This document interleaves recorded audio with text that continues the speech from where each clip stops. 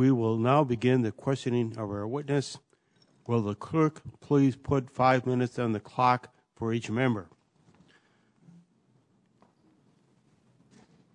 Chairman Bernanke, I'm going to lead off with a question about the LIBOR scandal. Last week, you released documents showing that the Fed provided early warnings on manipulation in the LIBOR market. Then New York Fed President Timothy Geithner raised concerns with President Bush's presidential working group and offered for firm recommendations to the British authorities.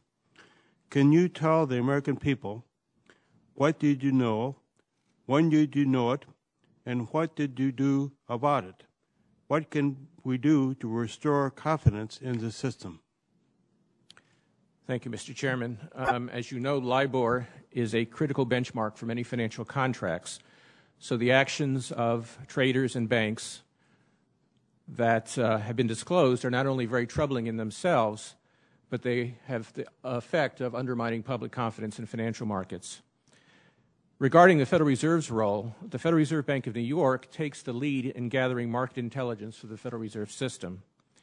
It was in the process of gathering market intelligence when it received information about LIBOR submissions, notably a phone call on April 11, 2008, in which a trader in Barclays, New York, told an employee of the Federal Reserve that he thought that Barclays was underreporting its rate. About that same time, stories began to appear in the media as well. There was an April 16th story in the Wall Street Journal, and the Financial Times also had a number of stories. I'd like to make two preliminary points before talking about the Federal Reserve's response to that information.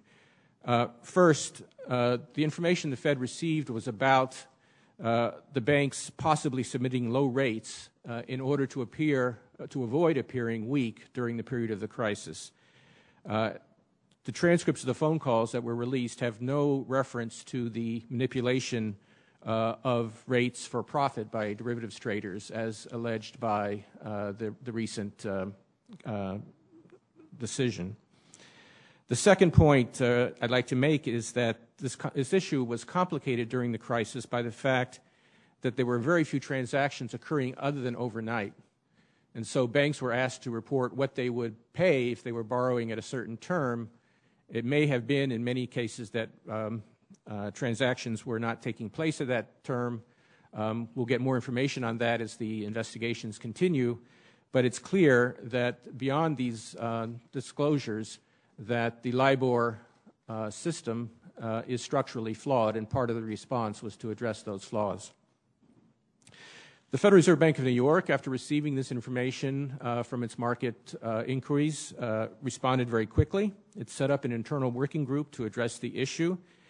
Importantly, it informed all the relevant authorities in both the UK and the United States. Notably, on May 1st, then President Geithner briefed the President's working group, which consisted of the Treasury, the Fed, the CFTC, and the SEC, among other participants. The New York Fed briefed the Treasury separately on May 6th.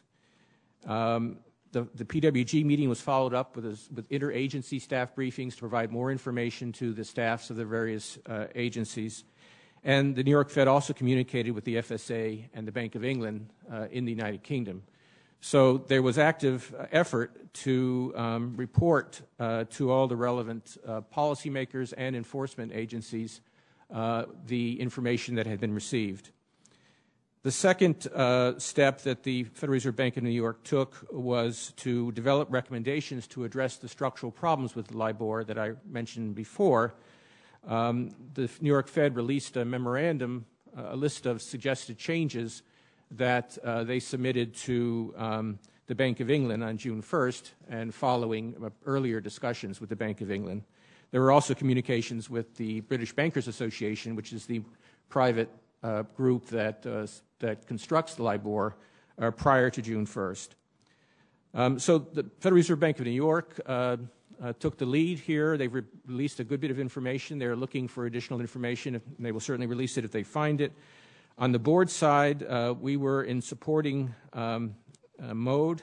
We provided analytic support, notably about the issues related to the construction of LIBOR. Our staff were in contact with the CFTC in April and May to provide analytical support, and Governor Krosner on the board at that time was in contact with the British authorities and the BBA during May and June. I think it's important to note that following the Federal Reserve Bank of New York's disclosures to the appropriate authorities, that there was rapid follow-up. The CFTC was making inquiries as early as April 2008. It sent requests for information to U.S. banks in the fall of 2008. The SEC initiated an inquiry in 2009 and the DOJ in 2010. Currently, the European Commission and a range of other foreign regulators, including British regulators, of course, are also investigating. And, of course, we know about the June 27th settlement with Barclays.